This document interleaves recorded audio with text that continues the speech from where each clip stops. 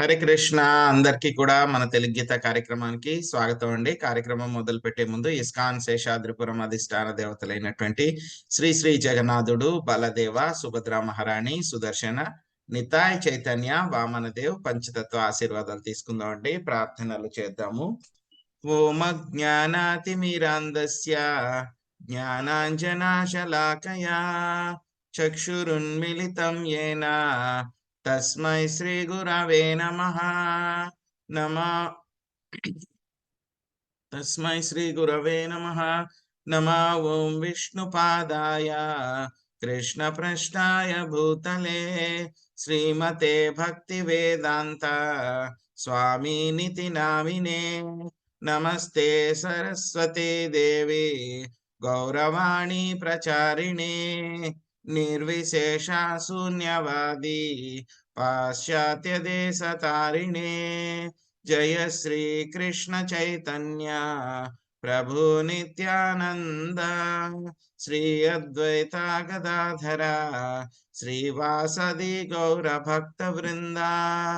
హరే కృష్ణ కృష్ణ కృష్ణ హరే హరే, హరే రామ రామ రామ హరే హరే.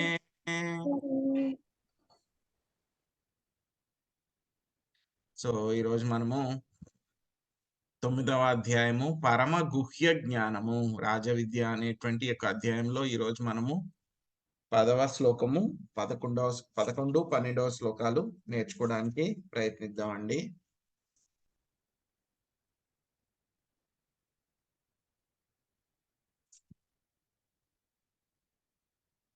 అవజానంతి మాం మూఢా మానుషిం తనుమాశ్రితం పరం భావమజానంతో మమ భూతమహేశ్వరం.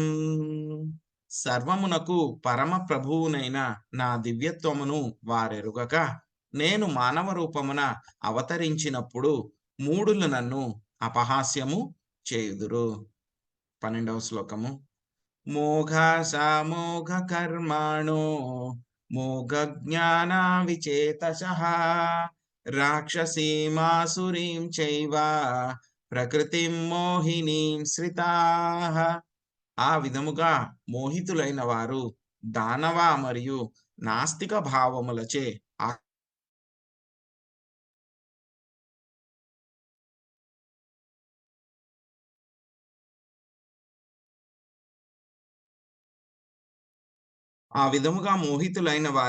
దానవ మరియు నాస్తిక భావములచే ఆకర్షితులగుదురు.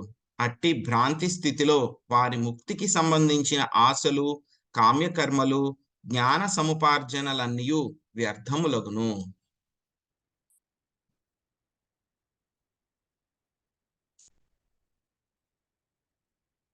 హరే కృష్ణ. సో మనము యొక్క పరమ గుహ్య జ్ఞానము అనేటువంటి యొక్క అధ్యాయంలో ఉన్నాము. చాలా ముఖ్యమైనటువంటి విషయాలన్నీ కూడా స్వామి మనకి చెప్తున్నారు. మనం ఒక్కొక్క విషయాన్ని కూడా నేర్చుకుంటూ ఉన్నాం అన్నమాట. సో మనం ఏం చేసాము, యొక్క 10వ శ్లోకం వరకు కూడా మనం దేని గురించి తెలుసుకున్నాం? మనం స్వామి యొక్క ఐశ్వర్య జ్ఞానం గురించి తెలుసుకున్నాం. నిన్నంతా కూడా మనం స్వామి యొక్క ఐశ్వర్య జ్ఞానం గురించి తెలుసుకున్నాం అన్నమాట. సో ఈ రోజు నుంచి మనకి స్వామి కొత్త సెక్షన్ లోకి తీసుకుని వెళ్తున్నారు. ఏంటి యొక్క సెక్షను? ఎవరైతే మూర్ఖులు ఉంటారో వాళ్ళు ఏం చేస్తారంట, భక్తిని పట్టించుకోరంట వాళ్ళు. కానీ ఎవరైతే దైవత్వాన్ని కలిగి ఉన్నారో వాళ్ళు ఏం చేస్తారంట, భక్తే ముఖ్యము అనే విధంగా వాళ్ళు చేస్తూ ఉంటారంట. సో ఏంటి ఈ సెక్షన్ లో స్వామి ఏం చెప్తున్నారు? ముందుగా మూర్ఖులు ఎవరైతే ఉన్నారో వాళ్ళు ఏ విధంగా తప్పులు చేస్తారు అనేటువంటి విషయాన్ని మనకి చెప్తున్నారు అనమాట. అవజానంతి మా మూఢం మానుషిం తనుమాశ్రితం పరం భావమజానంతో మమ భూత మహేశ్వరం. సో నేను మానవ రూపంలో అవతరించినప్పుడు మూఢులు ఏం చేస్తారన్నట్టున్నారు స్వామి? నన్ను అపహాస్యం చేస్తారు, తక్కువగా చూస్తారు, చులకనగా చూస్తారు. సమస్తానికి కూడా ప్రభు అయినటువంటి నా యొక్క గొప్పతనాన్ని వాళ్ళు తెలుసుకోలేరు అని చెప్తున్నారు. ఎందుకు వాళ్ళు తెలుసుకోలేరు? ఎందుకు వాళ్ళు అపహాస్యం చేసుకోలేరు? ఎవరైనా ఒక గొప్ప వ్యక్తి ఉన్నారనుకోండి, సో మనం ఆయన అపహాస్యం చెయ్యము, మనకు తెలిస్తే కనుక ఆయన యొక్క గొప్పతనం. ఆయన యొక్క గొప్పతనం తెలియకపోతే కనుక ఏం చేస్తాము, మనకి వాళ్ళ పట్ల ఉన్నటువంటి అసూయ కారణంగా వాళ్ళతో మనము కాంపిటీషన్ పెట్టుకుంటాం కాబట్టి వాళ్ళని ఏం చేస్తాము, అపహాస్యం చేయడానికి ప్రయత్నిస్తాము. అదేవిధంగా యొక్క మూఢులు ఎవరైతే ఉన్నారో వాళ్ళు స్వామి యొక్క గొప్పతనం గురించి వాళ్ళకి తెలియదన్నమాట. సో అందుకని ఏం చేస్తుంటారు, వాళ్ళు స్వామిని ఈ విధంగా అపహాస్యం చేస్తూ ఉంటారు. సో అందుకే మనకి స్వామి ముందే చెప్పేశారు, 4వ శ్లోకం నుంచి 10వ శ్లోకం వరకు కూడా యోగమైశ్వర్యం. సో ఏ విధంగా స్వామి సృష్టించడము, పోషించడము, లయించడము ఇవన్నీ కూడా నా వల్లే జరుగుతున్నాయి, ఇవన్నీ కూడా నేనే చేస్తున్నాను అనేటువంటి ఆ యొక్క నాలెడ్జ్ అంతా కూడా ముందుగా ఇచ్చేసారనమాట. కానీ ఈ యొక్క పనులు ఎవరు చేయగలరు, ఇటువంటి గొప్ప గొప్ప పనులు మామూలు వ్యక్తి మనలాంటి, నీలాంటి, నాలాంటి, మనలాంటి వ్యక్తులు చేయగలరా? ఎవరు కూడా చేయలేరు. సో అసలు ఆ సృష్టి ఎలా జరుగుతుంది, ఆ యొక్క లయించడం ఎలా జరుగుతుంది, పోషించడం ఎలా జరుగుతుంది అని చెప్పేసి మనకి శాస్త్రాల్లో చాలా క్లియర్ గా మనకి రాశారు. పర్టికులర్ గా శ్రీమద్ భాగవతంలో అక్కడ రాసిన దాన్ని చదివి అర్థం చేసుకోవడమే మనకి చాలా కష్టం. రాసిన దాన్ని చదివి అర్థం చేసుకోవడమే చాలా కష్టం. అలాంటిది మరి చెయ్యడం ఇంకెంత కష్టము. కానీ స్వామి అవన్నీ కూడా చాలా అవలీలగా చేసేస్తారు అవన్నీ కూడా. సో అటువంటి వ్యక్తిని పట్టుకుని మనం అపహాస్యం చేస్తే గనక ఇంకా మనల్ని ఏమనాలి ఇంకా. సో అందుకే మనకి ఏదో ఒక విషయంలోనే కాదు, ఎన్నో శాస్త్ర ప్రమాణాలన్నీ కూడా ఉన్నాయన్నమాట. శాస్త్ర ప్రమాణాలన్నిటిలో కూడా చెప్తున్నారు ఇలాగా. సో అచింత్య స్వామి యొక్క లీలలని అర్థం చేసుకోవడం అనేటువంటిది చాలా చాలా కష్టము, అచింత్య అని చెప్తున్నారు అనమాట. వినపడుతుందండి? హరే కృష్ణ, వినపడుతుందండి? ఓకే. సో స్వామి యొక్క లీలలని అర్థం చేసుకోవడం అనేటువంటిది చాలా చాలా కష్టం అన్నమాట మనకి. ఒక్క నిమిషం అండి. స్వామి యొక్క లీలల్ని అర్థం చేసుకోవడం అనేటువంటిది చాలా కష్టం అన్నమాట. మామూలు వాళ్ళు ఎవరు కూడా అటువంటి లీలల్ని అర్థం చేసుకోలేరు. సో మనకి బ్రహ్మ సంహితలో కూడా చెప్పడం జరిగింది అన్నమాట. సో ఏం చెప్తున్నారు మనకి బ్రహ్మ సంహితలో? ఈశ్వర పరమ కృష్ణ సచ్చిదానంద విగ్రహ అనాదిరాదిర్గోవింద సర్వకారణ కారణం. ఏం చెప్తున్నారు? స్వామి యొక్క రూపం ఎలా ఉంటుందంట? సచ్చిదానంద రూపము. సత్ అంటే కనుక శాశ్వతం, శాశ్వతంగా ఉండేది, ఎటర్నల్. సో చిత్ అంటే కనుక సంపూర్ణమైనటువంటి జ్ఞానాన్ని కలిగి ఉండేది. ఆనంద అంటే కనుక బ్లిస్ అన్నమాట, పూర్తిగా మనకి ఆనందాన్ని కలిగించేది అన్నమాట. హరే కృష్ణ.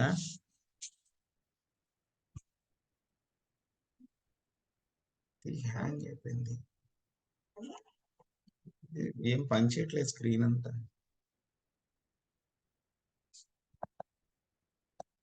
హరే కృష్ణ, వినబడుతుందండి? వినపడుతుంది ప్రభుజీ.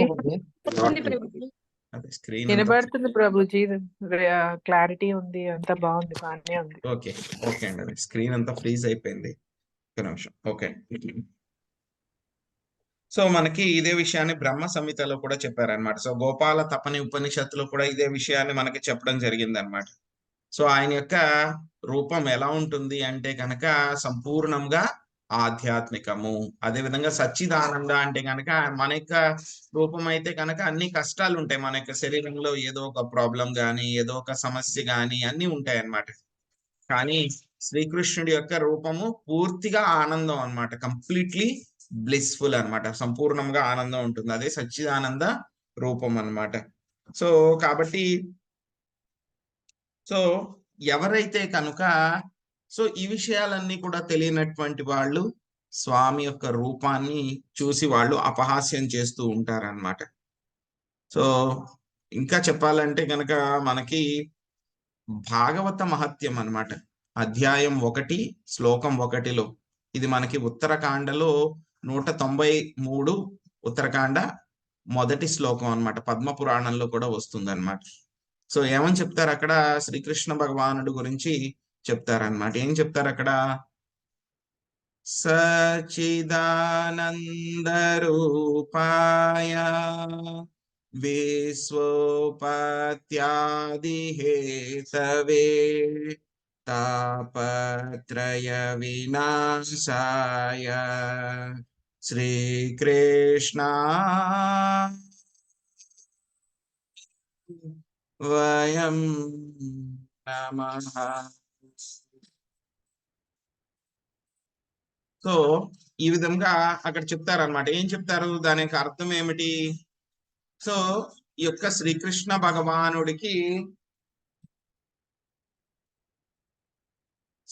భగవానుడికి నేను ప్రణామాలు అర్పిస్తున్నాను. ఆయన యొక్క రూపం ఏదైతే ఉందో అది సంపూర్ణముగా ట్రూత్ అన్నమాట, నిజమైనటువంటిది, శాశ్వతమైనటువంటిది, పరిపూర్ణ జ్ఞానాన్ని కలిగి ఉన్నది, అదే విధంగా బ్లిస్, సంపూర్ణమైనటువంటి ఆనందాన్ని కలిగి ఉంది. విశ్వోపత్యాది హేతవే, ఆయనే మొత్తము సృష్టి, స్థితి, ప్రళయ, అదే విధంగా లయము, సృష్టి, స్థితి, ప్రళయము మూడింటికి కూడా ఆయనే హేతవే, కారణము. ఇంకా ఏం చేస్తారంటే ఆయన తాపత్రయ వినాశాయ, మూడు రకాలైనటువంటి తాపత్రయాలు ఏవైతే ఉన్నాయో వాటిని అన్నిటినీ కూడా ఆయన నాశనం చేస్తారంట. సో శ్రీకృష్ణాయ వయం నమః, ఆ శ్రీకృష్ణ భగవానుడికి నేనేం చేస్తున్నాను, నా యొక్క ప్రణామాలని అర్పిస్తున్నాను అని చెప్తున్నారు అన్నమాట. సో ఎందుకు వీళ్ళు ఈ విధంగా మూఢులు ఎవరైతే ఉన్నారో వాళ్ళందరూ కూడా ఎందుకు ఈ విధంగా ప్రవర్తిస్తున్నారు? ఇంకా మనకి భగవద్గీతలో కూడా చెప్పారు. మనకి ఏం చెప్పారు? దైవీ, వినపడుతుందండి? వినపడుతుంది ప్రభుజీ. హరే కృష్ణ. సో మనకి భగవద్గీతలో కూడా చెప్పారు, 7వ అధ్యాయంలో మనం చూసాం అన్నమాట. దైవీ హేషా గుణమయీ మమ మాయా దురత్యయా మామే వయే ప్రపద్యంతే మాయామే తాం తరంతి తే. సో ఏం చెప్తున్నారు? ఈ యొక్క ప్రకృతి త్రిగుణాలతో కలిసి ఉన్నటువంటి నా యొక్క మాయని దాటడము చాలా కష్టం. దైవీ హైష గుణమయి మమ మాయా దురత్యయ, నా యొక్క మాయని దాటడం అనేటువంటిది చాలా కష్టము. మామేవయే ప్రపద్యంతే, కానీ నాకు ఎవరైతే గనక శరణాగతి పొందుతారో వాళ్ళు చాలా తేలికగా ఈ మాయని దాటగలరు అని చెప్పి స్వామి మనకి డిక్లేర్ చేస్తున్నారు. స్వామికి కేవలం శరణు పొందినటువంటి వాళ్ళే అంత తేలిగ్గా ఈ యొక్క మాయని దాటగలిగితే మరి ఆయన సంగతి ఏంటి? అందరినీ దాటించేవాడు, అందరినీ కూడా దాటించేవాడు ఆయన దాటలేడా? ఆయన మాయకి లోబడి ఉంటాడా? ఆయన యొక్క శరీరము మాయతోటి తయారై ఉంటుందా? సో ఇది జరగనటువంటి పని అన్నమాట. కానీ తెలియనటువంటి మూడులు అన్నమాట. కొంతమంది ఎవరుంటారు? నామమాత్ర విద్వాంసులు అన్నమాట. కొంతమంది నామమాత్ర విద్వాంసులు, అదే విధంగా భగవద్గీత కూడా భాష్యం చెప్పే వాళ్ళు చాలా మంది ఉంటారన్నమాట. వాళ్ళకి ఏంటంటే కనుక ఏదో పాపం ఇంతకు ముందు జన్మలో పుణ్యం చేసుకున్నారు కాబట్టి వాళ్ళకి ఏవో కొంచెం సాంస్క్రిట్ నాలెడ్జ్ బాగా ఉండడము, లేకపోతే గనక మాటలు జిమ్మిక్కులు చేసి ముందు వెనకాల చక్కగా మాట్లాడగలగడము, ఇవంతా కూడా వాళ్ళకి వస్తూ ఉంటాయి అన్నమాట. ఇవంతా కూడా వాళ్ళకి తెలుసు. సో ఈ విధంగా వాళ్ళు చేయగలుగుతూ ఉంటారు వాళ్ళు. సో వాళ్ళు ఏం చేస్తూ ఉంటారు? ఎటువంటి భక్తి లేకుండా ఈ యొక్క భగవద్గీతని మొత్తం వక్రీకరిస్తూ ఉంటారు అన్నమాట. అటువంటి వాళ్ళందరూ ఎవరైతే ఉన్నారో వాళ్ళకి జ్ఞానం లేదు, వాళ్ళందరూ కూడా మూఢులు అన్నమాట. సో వాళ్ళకి ఎందుకు ఈ జ్ఞానం లేదు అని చూస్తే గనక, వాళ్ళకి ఏ జ్ఞానం లేదు అంటే గనక వాళ్ళకి శ్రీకృష్ణ భగవానుడి యొక్క అంతరంగిక శక్తులు, ఆయన యొక్క నిగూఢమైనటువంటి లీలలు, ఆయన యొక్క శక్తుల గురించి వాళ్ళకి ఏమాత్రం కూడా జ్ఞానం లేదు. అదే విధంగా వాళ్ళకి తెలియదు అన్నమాట. శ్రీకృష్ణ భగవానుడి యొక్క శరీరము పూర్తిగా ఆధ్యాత్మికము, సచ్చిదానంద అని వాళ్ళకి తెలియదు. ఇంకా వాళ్ళకి ఏం తెలీదు? శ్రీకృష్ణ భగవానుడే మొత్తము అన్నింటికీ కూడా ఆయన యజమాని. శ్రీకృష్ణ భగవానుడు మొత్తం అన్నింటికీ కూడా ఆయనే యజమాని అనేటువంటి విషయం కూడా వాళ్ళకి తెలియదు అన్నమాట. సో మొత్తం ఏవైతే ఆధ్యాత్మిక లోకాలు, భౌతిక లోకాలు ఏమైతే ఉన్నాయో ప్రతి దానికి కూడా ఆయనే యజమాని. ఇంకా చెప్పాలి అని అంటే కనుక దైవీ హేష గుణమయిలో చూసాం కదా, మొత్తం ముక్తినిచ్చేటువంటి వాడు, ముక్తి ప్రదాత కేవలం శ్రీకృష్ణ భగవానుడు మాత్రమే. శ్రీకృష్ణ భగవానుడు మాత్రమే. సో శ్రీకృష్ణ భగవానుడికి భక్తే కాదు, ఆయనకి శత్రువు కింద ఉన్న వాళ్ళు, ఆయన చేతిలో మరణించిన వాళ్ళకు కూడా ముక్తి పొందారు. పూతన ఏం చేసింది? స్వామికి విషస్తన్యాన్ని ఇచ్చి చంపాలని ప్రయత్నించింది. స్వామి ఏం చేశారు? పూతన దగ్గర నుంచి ఆయన ఏం చేశారు? మొత్తం పాలు తీసుకుంటున్నట్లు తీసుకుని ఆవిడ యొక్క ప్రాణాలను కూడా తీసేసుకున్నారు, మొత్తం ప్రాణవాయువులను కూడా తీసేసుకున్నారు. కానీ ఏం చేశారు? ఆయన ఆ భావగ్రాహి జనార్దన, ఆయన భావాన్ని గ్రహిస్తారనమాట. ఈవిడ నాకు పాలు ఇవ్వడానికి వచ్చింది కాబట్టి ఈవిడ నాకు తల్లితో సమానము, నేను ఈవిడ దగ్గర నుంచి పాలు తీసుకున్నాను. ఏ పాలు తీసుకున్నాను అనేది వేరే విషయం. విషం పాలు తీసుకున్నానా, మంచి పాలు తీసుకున్నాను, కానీ పాలు ఇచ్చింది ఈవిడ, నేను పాలు తీసుకున్నాను. కాబట్టి ఆవిడ యొక్క పొజిషన్ ఏంటి? నా తల్లి యొక్క పొజిషన్. సో కాబట్టి గోలోక బృందావనంలో ఆవిడ తల్లి పొజిషన్ ఇవ్వబడింది అనమాట పూతనకి. ఎంతటి కరుణ చూడండి, శత్రువుకి కూడా అటువంటి మోక్షాన్ని ఇవ్వగలిగినటువంటి వ్యక్తి అన్నమాట ఆయన. ఇంకా ఏం చేస్తారు ఆయన? సో ఆయన మొత్తం చాలా పెద్ద పెద్దగా ఉన్న బ్రహ్మాండాల దగ్గర నుంచి ఎంతో చిన్న చిన్నగా ఉన్న అణువుల వరకు ప్రతి దాన్ని కూడా ఆయనే సృష్టించేది, నడిపించేది అంతా కూడా. అయినా సరే ఆయన వీటన్నిటి నుంచి కూడా చాలా దూరంగా ఆయన ఉంటారన్నమాట. సో ఇదే మనకి యోగమైశ్వర్యం అనే సెక్షన్ లో మనం నిన్నటి శ్లోకంలో కూడా మనం చూసాం అన్నమాట. సో అందుకే ఏమంటున్నారు? తమేకం గోవిందం, నీవు గోవులకు ఇంద్రియాలకు ఆనందం కలిగించు వాడవి అని చెప్పడం జరిగింది అనమాట. సో మరి ఈ యొక్క యోగమైశ్వర్యం నిన్నటి శ్లోకం వరకు కూడా మనం తెలుసుకున్నటువంటి విషయాలను ఎవరు అర్థం చేసుకోగలరు? ఎవరైతే కనుక శుద్ధ భక్తులు ఉంటారో, ఎవరైతే కనుక స్వామికి సేవ చేస్తూ ఉంటారో, స్వామి గురించి తెలుసుకోవడానికి ప్రయత్నిస్తూ ఉంటారో, శరణాగతి చేయడానికి ప్రయత్నిస్తూ ఉంటారో, వాళ్ళకి ఈ యొక్క విషయాలు కొంచెం కొంచెం మెల్లమెల్లగా అర్థం అవడం మొదలు పెడతాయి అన్నమాట. సో ఇంకా చూస్తే కనుక ఈ యొక్క సాకారవాదులు, నిరాకారవాదులకి కూడా ఈ యొక్క స్వామి యొక్క రూపం గురించినటువంటి ఎన్నో ఎన్నో వాళ్ళిద్దరికి మధ్యలో ఆర్గ్యుమెంట్స్ జరుగుతూ ఉంటాయి అన్నమాట. ఎప్పటి నుంచి కాదు, ఎప్పటి నుంచో జరుగుతూ ఉన్నాయి ఇవన్నీ కూడా. సో కాబట్టి మనం ఏం చేయాలంటే కనుక, దాని గురించి కన్క్లూజన్కి రావాలంటే కనుక, వేదిక్ టెక్స్ట్ ఏదైతే ఉన్నాయో, శాస్త్ర ప్రమాణం ఏదైతే ఉందో వాటి ప్రకారం మనము చూసి అర్థం చేసుకోవాలన్నమాట. లేకపోతే మనం మెంటల్ స్పెక్యులేషన్ చేస్తే ఏమవుతుంది అనేటువంటిది వచ్చే శ్లోకంలో చూద్దాం మనం. సో ఏమవుతుంది, మనకి శ్రీమద్ భాగవతంలో ఋషులందరూ కూడా ప్రశ్నలు అడుగుతారన్నమాట. శ్రీమద్ భాగవతము మొదటి స్కందంలో మొదటి అధ్యాయంలో 20 శ్లోకం అన్నమాట. కృతవాన్ కిల కర్మాణి సహారామేణ కేశవా అతిమర్త్యాని భగవాన్ గూఢ కపట మానుష. దేవదేవుడైన శ్రీకృష్ణుడు బలరాముని గూడి సామాన్య మానవుల వలె క్రీడించుచు ఆ కపట రూపమున మానవాతీత కర్మలను వనరించెను. ఋషులు చెప్తున్నారు, ఏం చెప్తున్నారు? శ్రీకృష్ణుడు బలరాముడు ఇద్దరు కూడా సామాన్య మానవుల్లాగానే ఉన్నారు. వాళ్ళు చిన్న పిల్లల్లాగా, ఏమీ తెలియని ఆ యొక్క పల్లెటూరులో ఉండేటువంటి పిల్లల్లాగా. వాళ్ళు ఏం చేస్తున్నారు? ఆటలు ఆడుకుంటూ ఉన్నారు. ఆటలు ఆడుకుంటూ ఉండు ఆ కపట మానవాతీత రూపము, అంటే మానవుల రూపంలోనే వాళ్ళు ఉన్నారు, కానీ వాళ్ళు ఏంటి? మానవాతీత రూపము. ఆ విధంగా వాళ్ళు ఏం చేశారు? ఎన్నో గొప్ప గొప్ప కర్మలనంతా కూడా వాళ్ళు చేశారనమాట. ఏంటి స్వామి చేసిన కర్మలు అంటే కనుక, పుట్టగానే స్వామి ఎలాగా ఆయన పుట్టడం అనకూడదు, ఆవిర్భవించడం, అవతరించినప్పుడు అన్నమాట. సో ఆవిర్భవించినప్పుడే మామూలుగా ఎవరైనా మామనామాత్రులు అనుకోండి, కనీసం ఒక నూలు పోగు కూడా ఉండదు, కేవలం శరీరంతో వాళ్ళు ఈ భౌతిక ప్రపంచంలోకి వస్తారు. కానీ స్వామి వచ్చినప్పుడు ఎలా వచ్చారు? ఆయన చిన్న పిల్లవాడి కింద ఉన్నా సరే మొత్తం శంకు చక్ర గద పద్మాలు, బంగారు ఆభరణాలు, వైడూర్యాలు, అదే విధంగా కిరీటాలు ఇవన్నీ పెట్టుకుని ఆయన ఆవిర్భవించారనమాట. దేవకీదేవి చూసి ఆశ్చర్యపడిపోయింది. సో ఎందుకంటే అంతకుముందు ఆవిడకి జన్మించినటువంటి మిగతా పుత్రులందరూ కూడా ఏమీ లేదు, కనీసం ఒక నూలుపోకు కూడా లేకుండా వచ్చారు వాళ్ళందరూ కూడా. కానీ వచ్చినటువంటి ఈయన ఎలా వచ్చారు? మొత్తం సంపూర్ణ ఆభరణాలతోటి దివ్యమైన బాలుడి కింద ఆయన వచ్చారు. ఆవిడ చూసి ఆశ్చర్యపోతుంది.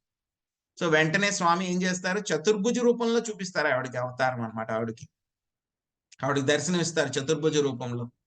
సో అప్పుడు వసుదేవుడు, దేవకీదేవి ఇద్దరు కూడా ఆయనకి ప్రార్థనలు చేస్తారు. చేసిన తర్వాత ఎంతో ఆతృత పడిపోతూ ఉంటుంది అనమాట దేవకీదేవి. అయ్యో అయ్యో, ఇంత అందమైన దివ్య బాలుడు నాకు కుమారుడి కింద వచ్చారు. వాత్సల్య భావం అనమాట. సో అక్కడ భక్తి కంటే కూడా ఎక్కువ వాత్సల్య భావం ఓవర్టేక్ చేసేసింది ఆవిడ్ని.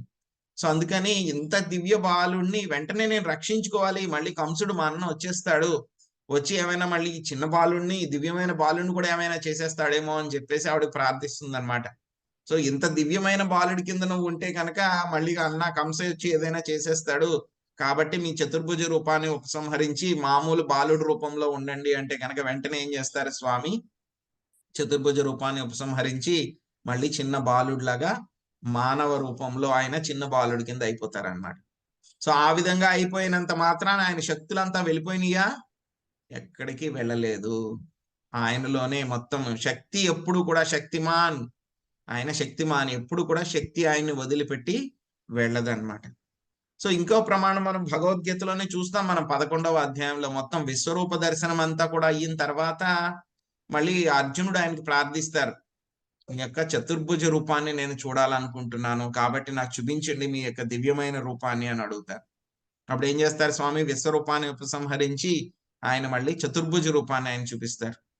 చతుర్భుజ రూపాన్ని చూసిన తర్వాత ఆయనకి కొంచెం మనసు కుదుట పడుతుంది, కానీ ఇంకా పూర్తిగా కుదుట పడదన్నమాట.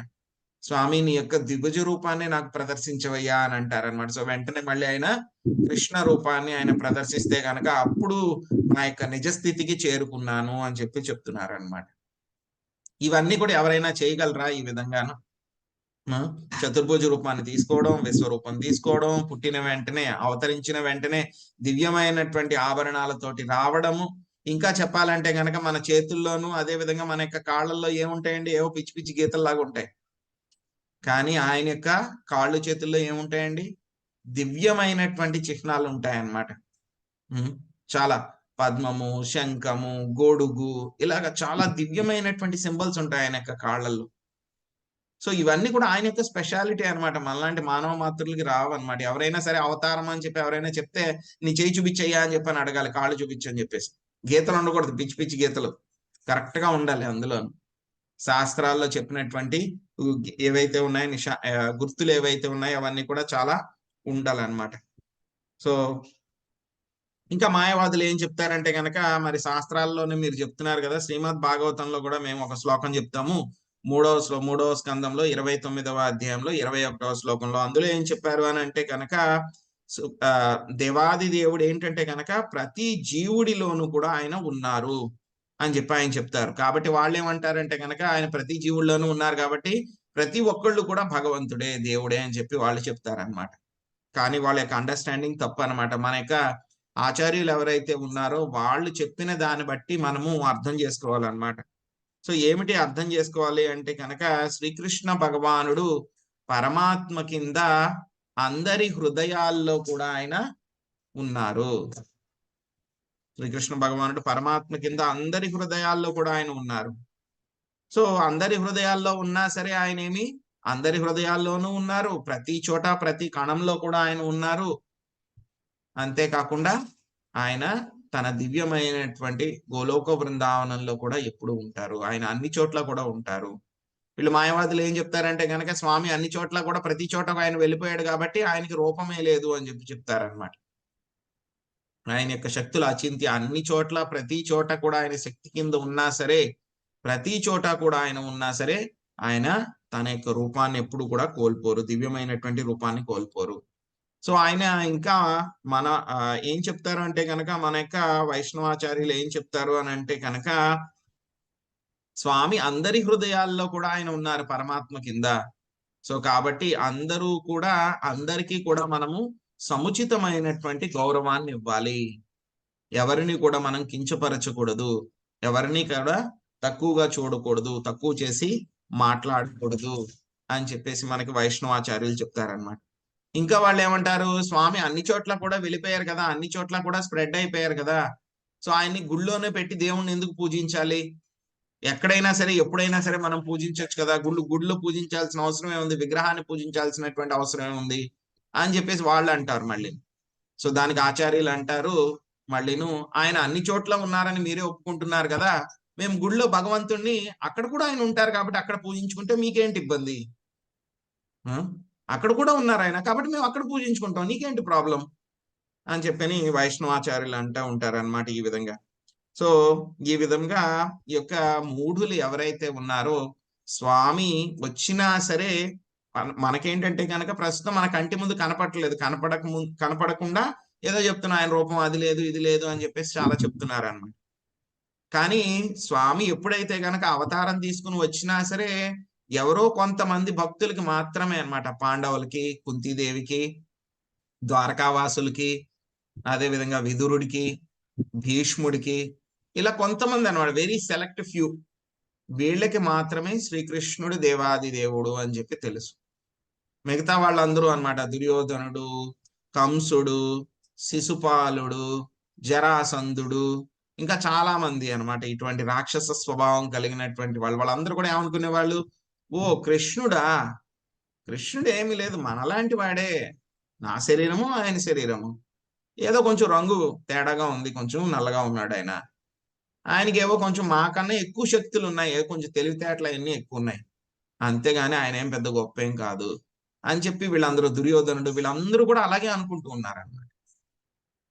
దుర్యోధనుడు వీళ్ళందరూ కూడా అదే విధంగా అనుకుని స్వామిని ఏం చేశారు, అపహాస్యం చేసి అవహేళన చేయడానికి వీళ్ళందరూ కూడా ప్రయత్నించారు. సో స్వామి అదే చెప్తున్నారు, ఏం చెప్తున్నారు ఇక్కడ, మూఢులు నన్ను అపహాస్యం చేస్తారు కానీ వాళ్ళు నా యొక్క దివ్యత్వాన్ని వాళ్ళు ఎరుగరు అని చెప్పి చెప్తున్నారు. మరి దివ్యత్వాన్ని ఎరుగరు అంటున్నారు, భక్తులు ఈ విధంగా అర్థం చేసుకోవాలన్నమాట ఆయన యొక్క దివ్యత్వాన్ని అన్నమాట. సో ఆ తర్వాత భక్తులు దివ్యత్వాన్ని అర్థం చేసుకుని మరి ఇంకేంటి మరి పరిస్థితి, మరి అర్థం చేసుకోలేనటువంటి వాళ్ళ యొక్క పరిస్థితి ఏమిటి, వాళ్ళ గతి ఏమిటి, ఎవరైతే ఈ విధంగా స్వామి యొక్క రూపాన్ని వాళ్ళు అవహేళన చేస్తున్నారో వాళ్ళకి ఎటువంటి గతి కలుగుతుంది అనేటువంటిది మనకి 12వ శ్లోకంలో చెప్పడం జరిగింది అన్నమాట. ఏం చెప్తున్నారు, ఆ విధముగా మోహ పరవశులైనటువంటి వాళ్ళు దానవ నాస్తిక భావములతో విమోహితులగుదురు. వాళ్ళకి ఎటువంటి భావాలు వస్తాయంట, దానవ అదే విధంగా నాస్తిక భావాలు, నాస్తిక భావం అంటే కనుక భగవంతుడే లేడు అనేటువంటి భావంలో ఉంటారన్నమాట. అటువంటి భ్రాంతి స్థితిలో వాళ్ళు ఏం చేస్తూ ఉంటారు, వాళ్ళకి ముక్తికి సంబంధించిన ఆశలు, కామ్యకర్మలు, జ్ఞాన సముపార్జన అన్నీ కూడా గుండు సున్నా, జీరో. వాళ్ళు చేసేటువంటి ప్రయత్నాలు ఏవైతే ఉంటాయో అవన్నీ కూడా జీరో అన్నమాట. ప్రభుపాద్ గారు భాష్యంలో చెప్తున్నారు అన్నమాట. కొంతమంది ఏంటంటే కనుక మేము భక్తులమి అని చెప్పి చెప్పుకుంటారు, కొంతమంది మేము భక్తులమి అని చెప్పి చెప్పుకుంటారు, భక్తి చేస్తున్నాము అని చెప్పుకుంటారు, కానీ ఒక విషయాన్ని మాత్రం ఒప్పుకోరు. వాళ్ళు ఏంటిది, శ్రీకృష్ణ భగవానుడు దేవాది దేవుడు, ఆయన యొక్క రూపము పూర్తిగా ఆధ్యాత్మికము, ఈ విషయాన్ని వాళ్ళు ఒప్పుకోరు. మేము భక్తి చేస్తున్నామండి, మేము కూడా చేస్తున్నాము, మేము కూడా అది చేస్తున్నాము ఇది చేస్తున్నాము, ఆ పూజ చేస్తున్నాం ఈ పూజ చేస్తున్నాం అంటారు, కానీ ఈ విషయాన్ని మాత్రం వాళ్ళు ఒప్పుకోరు. ఒప్పుకుంటారా లేదా అంటే కనుక మేము ఒప్పుకోండి, లేదు అవన్నీ పక్కన పెట్టండి, మేము కూడా భక్తి చేస్తామండి. సో ఈ విధంగా కొంతమంది ఉంటారన్నమాట, వీళ్ళని ఏమంటారు, దురాత్ములు అంటారు అన్నమాట ఇటువంటి వాళ్ళని కూడా. ఎందుకంటే గనక వాళ్ళకి ఇంకా స్వామి పట్ల ఆ ద్వేషం అనేటువంటిది ఇంకా పోలేదు, వాళ్ళకి ఇంకా ద్వేషం అనేటువంటిది పూర్తిగా పోలేదు, అది ఇంకా అలాగే ఉందన్నమాట. ఇంకా కొంతమంది నిరాకారవాదులు ఏం చేస్తూ ఉంటారు, వాళ్ళు కూడా కల్పనలు అవన్నీ కూడా చేస్తూ ఉంటారు, మానసిక కల్పనలు చేస్తూ, జ్ఞాన సముపార్జన చేస్తూ, కామ్య కర్మలు చేస్తూ, వాళ్ళందరూ కూడా చేస్తూ ఉంటారు ఈ పనులన్నీ కూడా.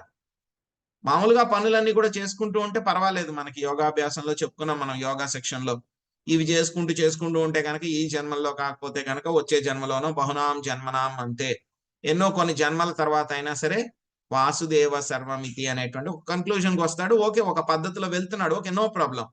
ఇప్పుడు కాకపోతే కనుక ఎన్నో కొన్ని జన్మల తర్వాత వస్తాడు, వాడితే ఏం ప్రాబ్లం లేదు.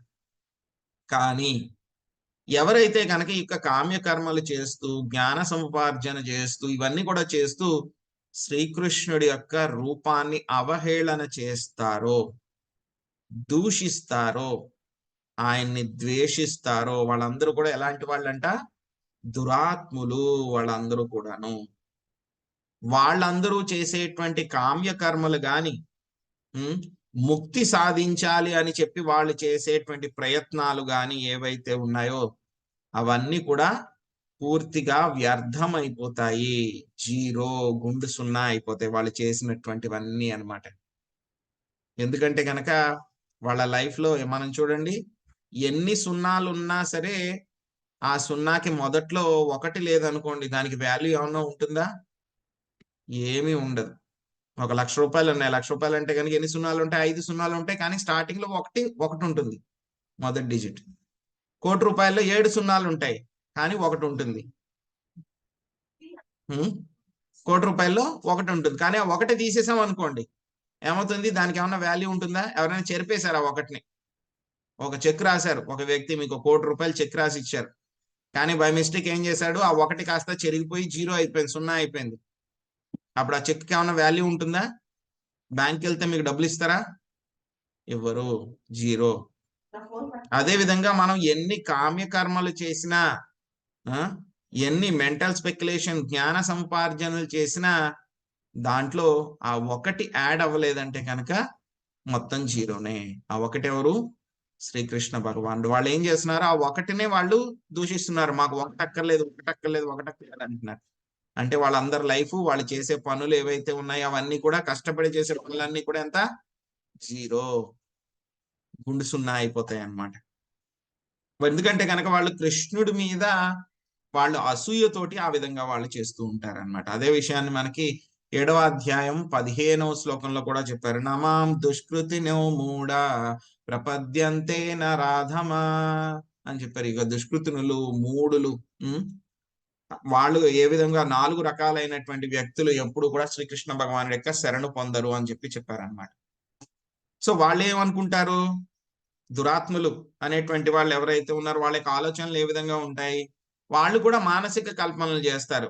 పరతత్వాన్ని గురించి తెలుసుకోవాలి అని చెప్పి వాళ్ళు కూడా ప్రయత్నిస్తూ ఉంటారు. కానీ ఏం చేస్తుందంట మాయ?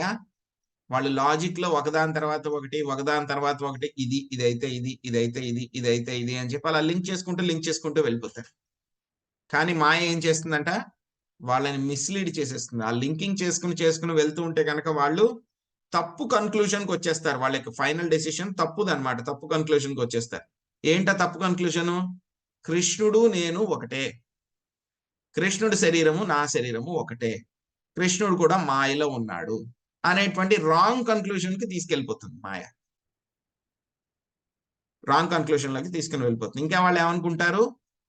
నా శరీరం ఇప్పుడు భౌతికము, నేను ముక్తి సాధించేస్తాను, ముక్తి సాధించేస్తే కనుక నేను కూడా దేవుణ్ణి అయిపోతాను, కృష్ణుడు కూడా నాతో సమానమే, కృష్ణుడు కూడా నా శరీరం లాంటిదే, ఏదో కొంచెం స్పెషల్, ఏవో కొంచెం ఉన్నాయి శక్తులు, అవి ఇవి ఉన్నాయి అంతే.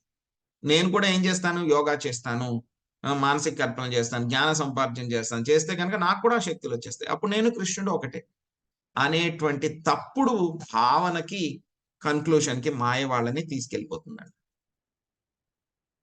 తప్పుడు భావనకి వాళ్ళని తీసుకెళ్ళి వెళ్ళిపోతుంది అనమాట.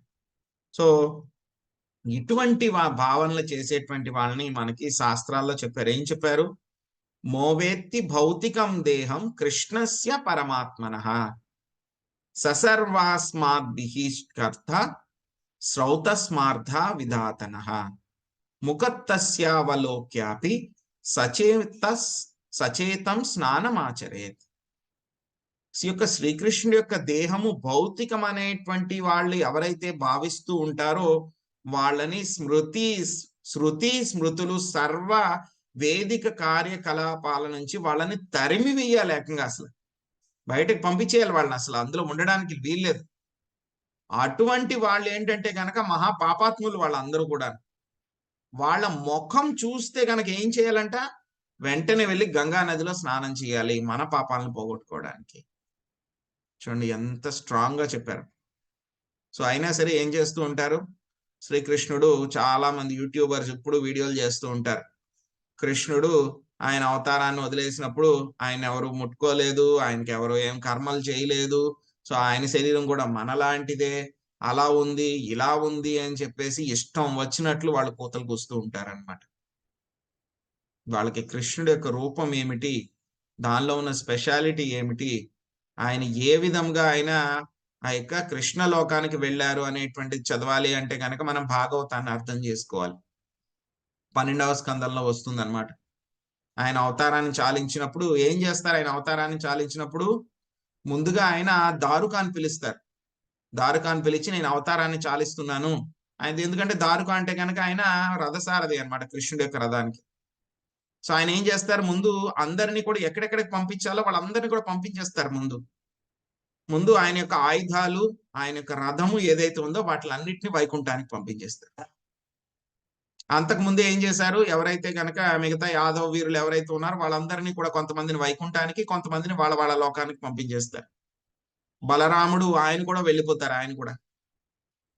ఆ తర్వాత ద్వారకకు చెప్తారు, ఇంకొక వారం రోజుల్లో ద్వారక మునిగిపోబోతోంది, కాబట్టి అక్కడ ఉన్న వాళ్ళందరినీ కూడా తీసుకుని సేఫ్ సైడ్ కి వెళ్ళిపో, నువ్వు వెళ్ళి వాళ్ళందరికీ మెసేజ్ చెప్పు అని చెప్పేసి ద్వారకకు పంపించేస్తారు. తర్వాత ఏం చేస్తారు, జర అనేటువంటి ఇంకా చాలా మంది తర్వాత మళ్ళీ ఉద్ధవుడు, అదే విధంగా మైత్రేయ ఇద్దరు వస్తారు, వాళ్ళిద్దరు కలుసుకుంటారు, వాళ్ళతో మాట్లాడతారు, ఉద్ధవ్ గీత అంతా కూడా చెప్తారు ఉద్ధవుడికి. వాళ్ళిద్దరు కూడా వెళ్ళిపోయిన తర్వాత ఆయన ఏం చేస్తారు, జర అనేటువంటి ఒక వేటగాడు వస్తాడు అనమాట. ఏం చేస్తారు, ఒక బాణాన్ని ఎక్కువ పెడతాడు, అది ఏమవుతుంది, చిన్న బొటన వేలికి తగులుతుంది అంతే.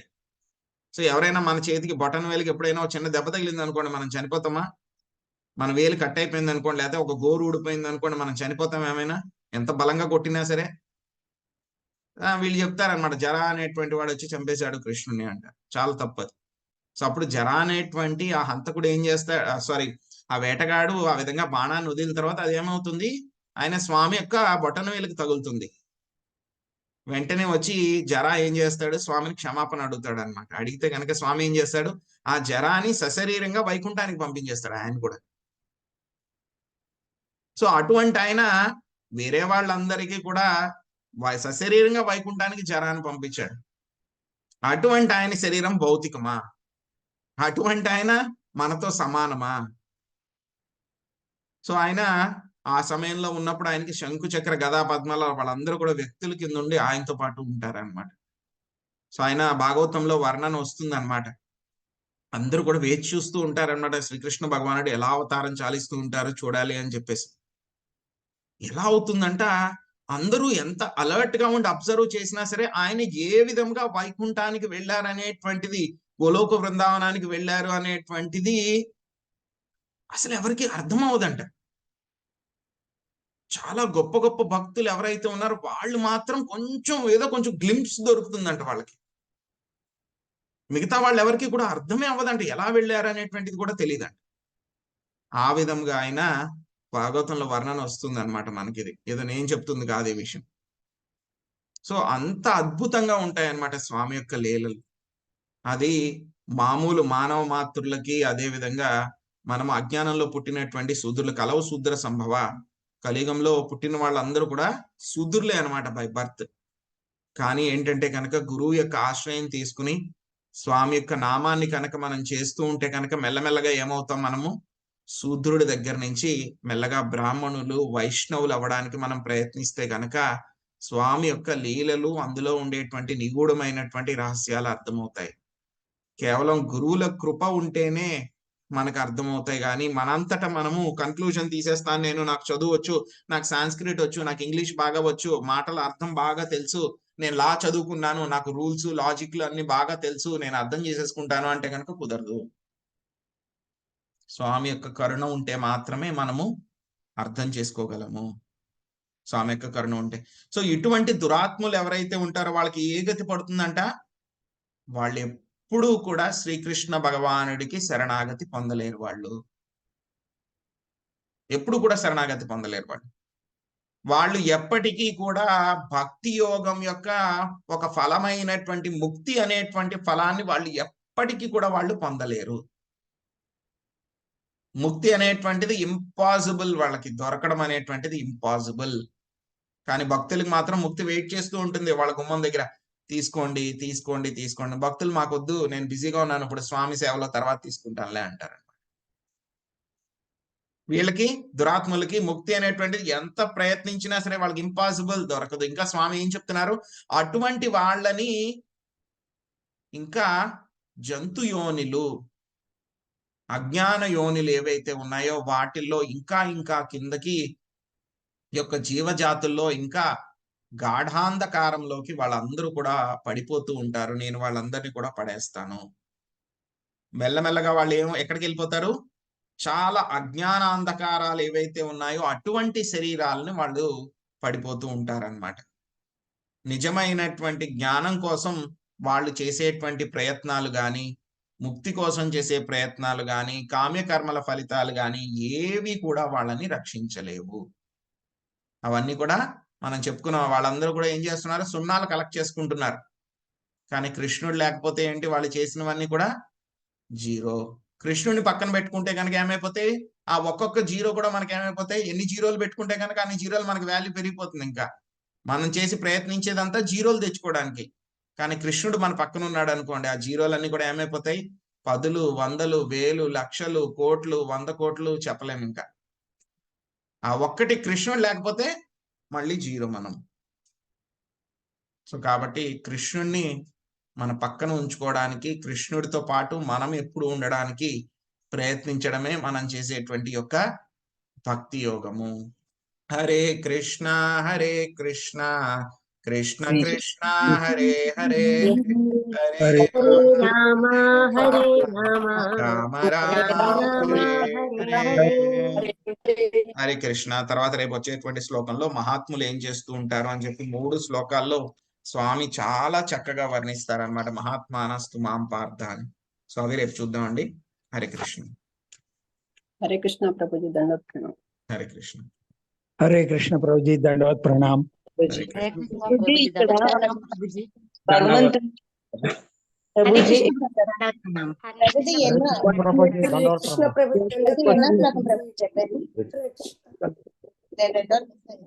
హరే కృష్ణ. ఈ రోజు మనం చెప్పుకున్నది 9వ అధ్యాయము 11, 12 శ్లోకాలు మాతాజీ. ప్రభుజీ, ఇక్కడ వేటగాడు భగవంతుని బొటన్ వేలికి కొట్టినప్పుడు అది అంటే తెలియక పొరపాటున జరిగింది కాబట్టి మళ్ళీ అదే మన్నించమని అడుగుతారు కదా. అడిగారు కాబట్టి అతన్ని వైకుంఠానికి పంపిస్తారా? అంటే అక్కడ అంటే ఆయన చనిపోలేదు కదా వేటగాడు, నాకు అక్కడ అర్థం అంటే ఎట్లా తీసుకోవాలి? ఆయన స్వామికి శరణాగతి పొందుతాడు కాబట్టి స్వామి కరుణతోటి ఆయన కూడా వైకుంఠానికి పంపించేస్తారు. అంటే పొరపాటున జరిగిన దానికి పశ్చాత్తాపం. అవును, ఆయన పొరపాటున జరిగింది స్వామి, నన్ను క్షమించండి అని చెప్పి ఆయనకి సంపూర్ణ శరణాగతి పొందుతాడు కాబట్టి ఆ జర అనే వేటగాడిని కూడా ఆయన వైకుంఠానికి పంపించేస్తారు వెంటనే. ప్రభుజీ జర అంటే కొంతమంది చెప్తారు బాలినా ప్రభుజీ. సో అవి భాగవతంలో అలాగేం రాయలేదు మాతాజీ. యాక్చువల్ గా అంటే ఉండొచ్చు, మరి తెలియదు. బట్ భాగవతంలో అయితే కనుక ఏమీ చెప్పలేదు అలాగా. సో భాగవతం ఏది ఉందో అదే ప్రామాణికంగా తీసుకుంటాం అన్నమాట మనం. అది అతని పూర్వజన్మ కోరిక అని చెప్తారు. సో అది భాగవతంలో రాయలేదు ప్రభుజీ. యాక్చువల్ గా నాకు తెలియదు, నేను కామెంట్ చేయలేను ప్రభు. హరే కృష్ణ ప్రభు, దండవత్. హరే కృష్ణ. హరే కృష్ణ. హరే కృష్ణ ప్రభుజీ, దండవత్ ప్రణామం. హరే కృష్ణ. హరే కృష్ణ ప్రభుజీ, దండవత్ ప్రణామం. హరే కృష్ణ. వాంఛా కల్పతరుభ్యశ్చ కృపా సింధుభ్యైవ చ పతితానాం పావనేభ్యో వైష్ణవేభ్యో నమో నమః. అనంత కోటి వైష్ణవ బృందకి శ్రీల ప్రభుపాదికి నితాయ్ గౌర్ ప్రేమానందే. హరే కృష్ణ. హరే కృష్ణ. హరే కృష్ణ ప్రభుజీ. హరే కృష్ణ.